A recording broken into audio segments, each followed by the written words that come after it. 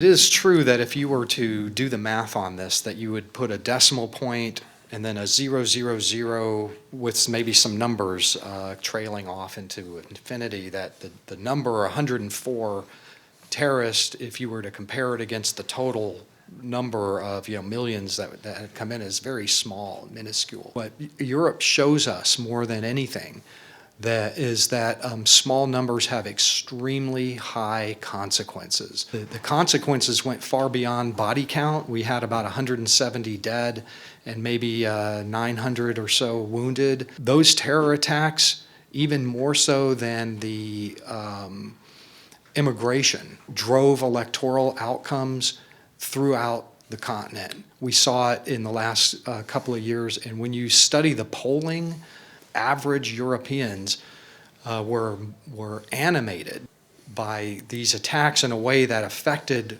electoral outcomes in a major way all through the country. But there was more. The EU spent hundreds of billions of dollars on new expenditures in security measures and policies to stop this terror wave, and also to stop the immigration that was perceived as bringing the terrorists in. You had a very costly 3-month-long military campaign to close the Manbij Gap.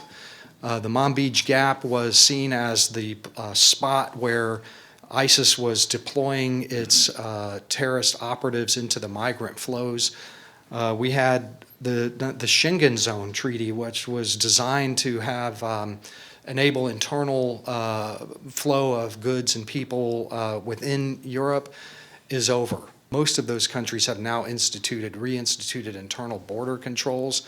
No more Schengen zone. That's a significant continent-wide consequence of 104 people. I would argue that, as a country, we should put that on the table and respond with policies that take into account the consequences, not the number.